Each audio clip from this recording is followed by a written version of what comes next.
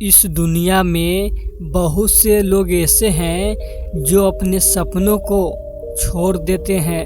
बहुत ही ज़्यादा प्रयास करने के बावजूद भी सफलता नहीं मिलती तो मन में हार मानने का विचार आता है। हम अपना उत्साह खो देते हैं।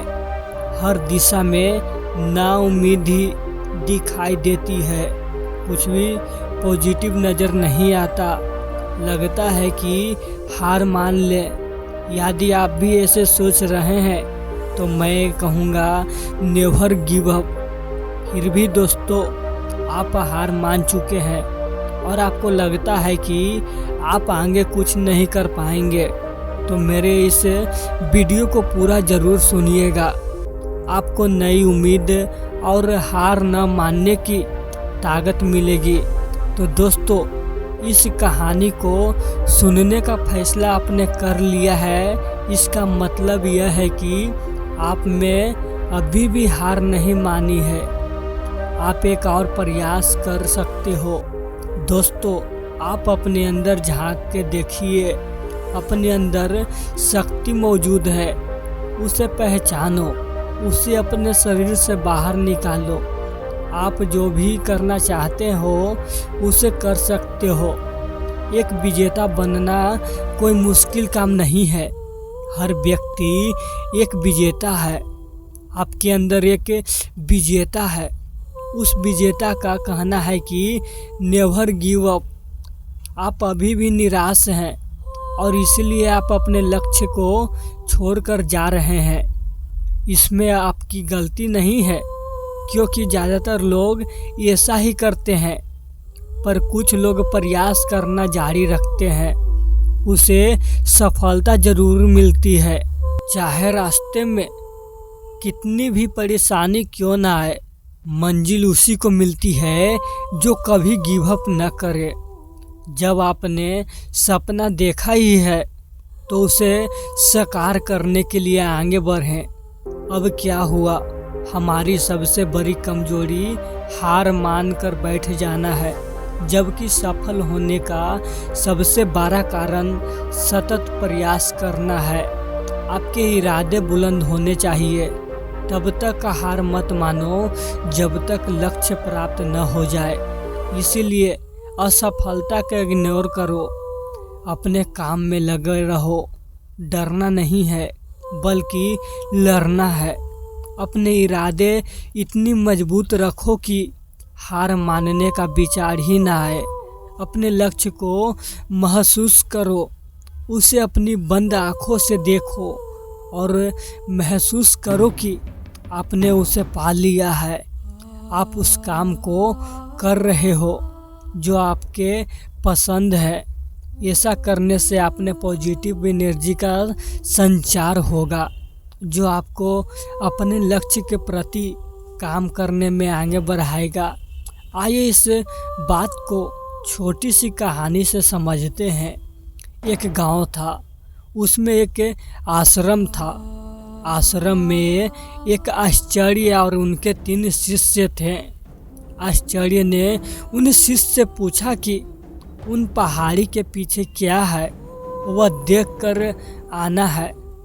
आचार्य ने अपने पहले शिष्य को आदेश दिया और कहा, पहले तुम जाओ और पता करके लाओ कि उन पहाड़ी के पीछे क्या है। शिष्य ने अपने आचार्य का बात मानकर उन पहाड़ी के पीछे क्या है वह खोजने आगे चला पड़ा। रास्ते में कई सारी मुश्किलें का सामना करके वह आधे रास्ते तक पहुंचा। बाद में उसके मन में नेगेटिव विचार आने लगे और वह पीछे मुड़ने का फैसला कर लेता है। वह शिष्य वापस अपने आश्रम चल पड़ता है। आश्रम लौटने के बाद वह आश्चर्य से कहता है कि मैं आधे रास्ते से ही लौट आया। फिर आचार्य ने दूसरे शिष्य को आदेश दिया कि तुम उस पहाड़ी के पीछे क्या है वह खोज के लाओ। आचार्य के आदेश से वह दूसरा शिष्य अपने मार्ग पर चल पड़ा।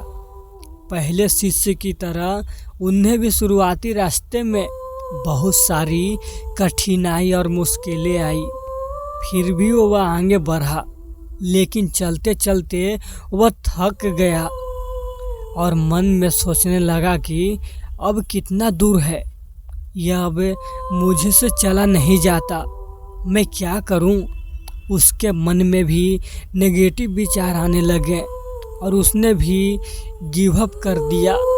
अंत में आचार्य ने अपने तीसरे शिष्य को आदेश दिया और कहा कि अब तुम जाओ, पर पता कर के आओ कि उस पहाड़ के पीछे क्या है। ओम शिक्षण तुरंत ही आदेश मानकर अपने मार्ग पर चल पड़ा। मार्ग में आने वाली बाधा और मुश्किलों के बाद भी वह आगे बढ़ता रहा।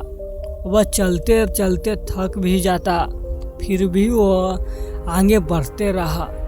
जब भी वह थक जाए तो थोड़ा आराम कर लेता।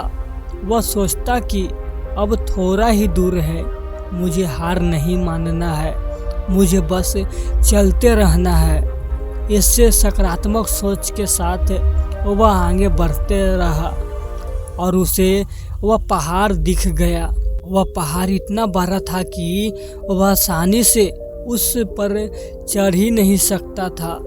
फिर भी उसने हार नहीं मानी और वह पहाड़ चढ़ गया और उसने पहाड़ के पीछे जो नज़ारा देखा, वह देखकर वह मंत्रमुग्ध हो गया।